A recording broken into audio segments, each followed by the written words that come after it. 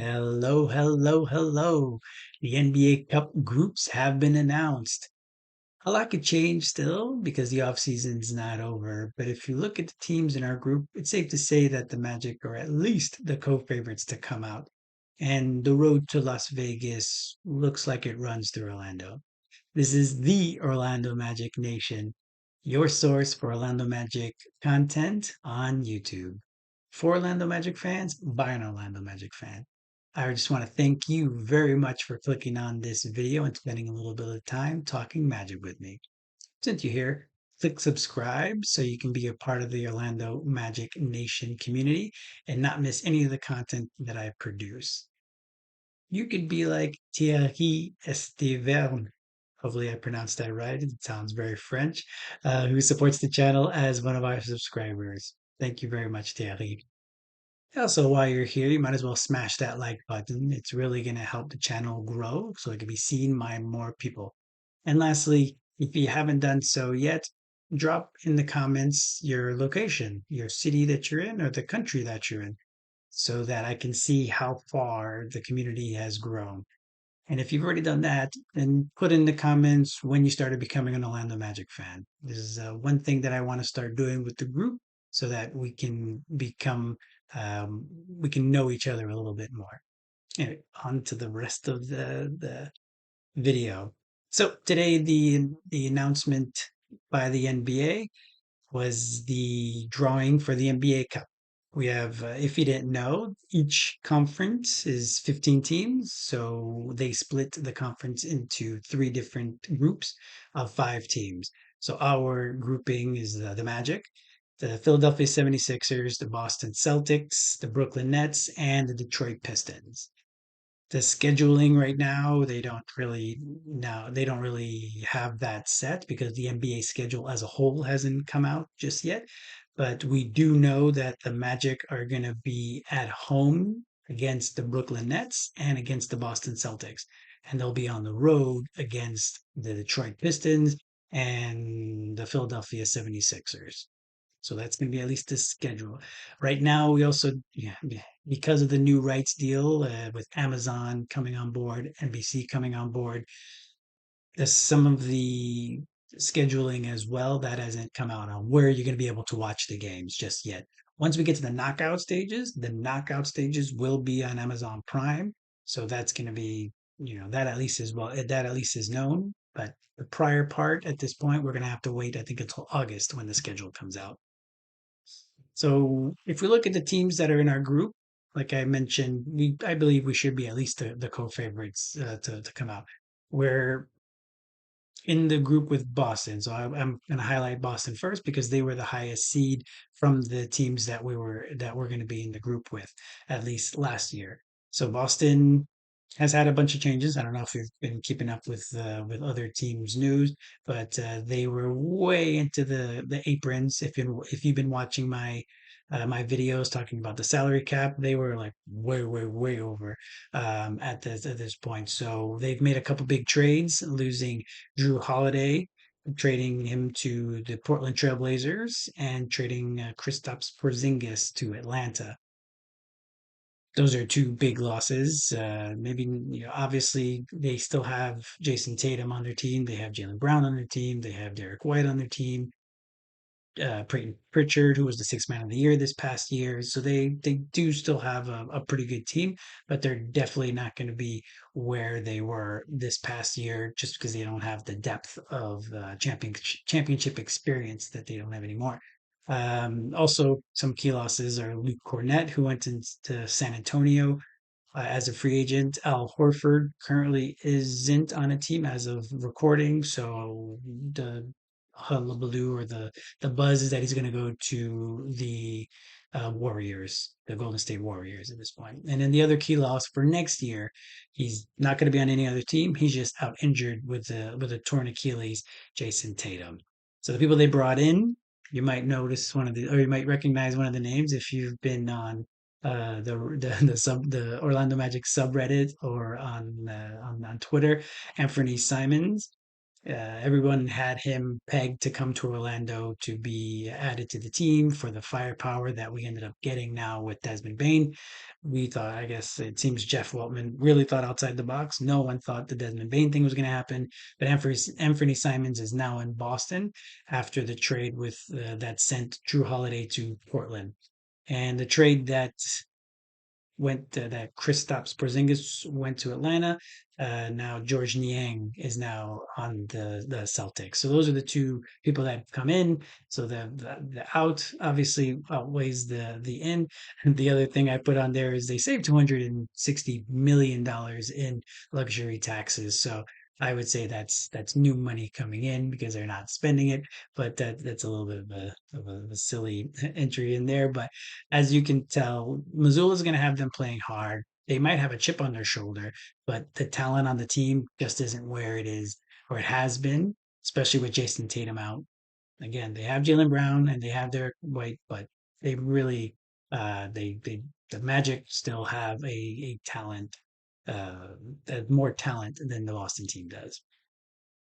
Detroit. To me, Detroit probably would be the co-favorite with us if we were going to say co-favorites. I'd say we are the favorite, but if we're going to try to be kind to the rest of the group, I would say Detroit is going to be the other one, partially because Detroit will play the defense that we will be playing. So it might be a rock fight ultimately. These games we're going to play with them, especially in the NBA Cup, because both teams are kind of up and coming teams, so they're likely going to want to really go out so that they can get that Las Vegas spotlight on them. So they've gone through a few changes as well. This past during this offseason, they lost Dennis Schroeder, who was their midseason acquisition last year and did pretty well for them in the playoffs. He went to Sacramento. Tim Hardaway just signed with the Nuggets a couple days ago, and Malik Beasley was a free agent. They were looking to bring him back, but he's engulfed in this gambling scandal that I won't really go into because I don't really know all the specifics. But just suffice to say, he's not going to be on the team this upcoming year. So those are big playoff performers for them that they are no longer going to be. They no longer have on the team. The new additions is Karis LeVert, who they signed him, as well as Duncan Robinson that they traded for. Now, Duncan Robinson is going to kind of take over a bit of the Malik Beasley role. So that's kind of like for like. Duncan Robinson hasn't had as good of a season past couple seasons as Malik Beasley had last season. Malik Beasley was on fire all of last season, basically. So Detroit's also getting back Jaden Ivey back from injury, which if you saw the game last season, he got injured against the Magic when Cole Anthony dove for a ball and kind of and messed up his lower leg. So they're gonna get Jaden Ivey back. So that's an addition kind of right already. So that will definitely replace the Tim Hardaway minutes and any of that stuff. So they have a good amount of talent. They have Kate Cunningham still. They have JB Bickerstaff as their coach, so who we know is going to be a hard nosed coach. He's going to coach them hard. So I'd say to my estimation is this is going to be probably the hardest game we're going to have in our group, just because of the defense that they play, the talent that they have. There's definitely going to be some chippiness along the way. I hope we have Mo by then. Likely won't, but if we have Mo at that point, then it'll be nice to have him going against their bigs because they like to flex a bit of their bigs. So Mo is that type of guy that it would be great to have. Noah will probably have a good time. Noah Penda, he'll have a good time. Jalen will have a good time. I think it's just going to be an all-out rock fight. So I think that's going to be probably the toughest one. Plus, it's going to be on the road in Detroit, so I think that's going to be an additional hurdle for us to overcome. The Brooklyn Nets is another one of the home games. So again, Boston was at home. Brooklyn is at home. Brooklyn, they traded away probably their best player, Cameron Johnson. They traded him to also the Nuggets, just where Tim Hardaway went. They also lost D'Angelo Russell to the Mavericks. He went as a free agent. And if you look at their sheet, their cap sheet, there's a lot of people that are up in the air in that they've waived or they've not picked up options and they haven't brought them back yet. The roster looks pretty full because they drafted five first round picks, as you see at the bottom, in with the new. So that's already what a third of a team that they just drafted. So they have rookies galore. So we really don't know much about the composition of their starting lineup or the composition of the team and what the rotations are going to be. All that's going to be brand new for the team. They did bring in Terrence Mann in a trade. He was part of that bigger trade before, so he's there, as well as Michael Porter Jr. coming from the Nuggets in the Cameron Johnson trade. So they do, like, at least with Michael Porter Jr. I'm thinking he's going to have the greenest of lights to be able to just launch whenever he wants. I don't know rest of the composition of the team, like I said. So that this one is kind of up in the air. But what we do know, they have Michael Porter Jr. there shooting. Cam Thomas, if he's still on the well, he's a restricted free agent. He's likely going to still be on the team. He has a green light too, so the two of them are going to be dueling banjos, basically, throwing just throwing up shots. So we'll see who else gets an opportunity to shoot as well. But they do have another hard nosed coach, Jordi Fernandez. So the games with the Magic earlier in the season when there was no Paulo, that was early last season when there was no Paulo, those were tough matches and tough games as well. Just physical. At the time, Ben Simmons was on the team on the Nets, so he was kind of rough housing a bit there as well. So I think that ultimately it's a home game. Ultimately, we again have more firepower on our team, so I suspect this should be a win. But again, to be honest, you never know with these things. But I think that it's going to be they're going to be a win. And then lastly, the Philadelphia 76ers. That's talk about another wild card. To be honest, at this point, they obviously have the talent with Joel Embiid. They have the talent with Paul George and with So Tyrese Maxey. So they have the firepower. They have the horses. They have these guys that are all stars, all NBA. They do have these guys. Are they going to be healthy? I'd say that to me is the biggest wild card. Obviously, with that team, they're oft injured. A lot of these guys. We played against Paul George a few times. We also played against Tyrese Maxey a couple times last year, and just the team around them just collapsed. So the NBA seems to have forgotten about them. A lot of the discourse about the Eastern Conference has just been how Orlando's up and coming and Atlanta's done a lot of good things in the offseason, but no one's really talking about the 76ers. So maybe that might be a good thing. Maybe they'll come out and they'll just be way better without all the expectations of trying to win a championship or being in the conversation for championships. So I think that's going to be an interesting thing. The big addition for them was a rookie, VJ Edgecombe. Because they were so bad, they ended up with the third pick in the draft. They kept their pick. They didn't do any trades, so that's that. So now, is he gonna be playing?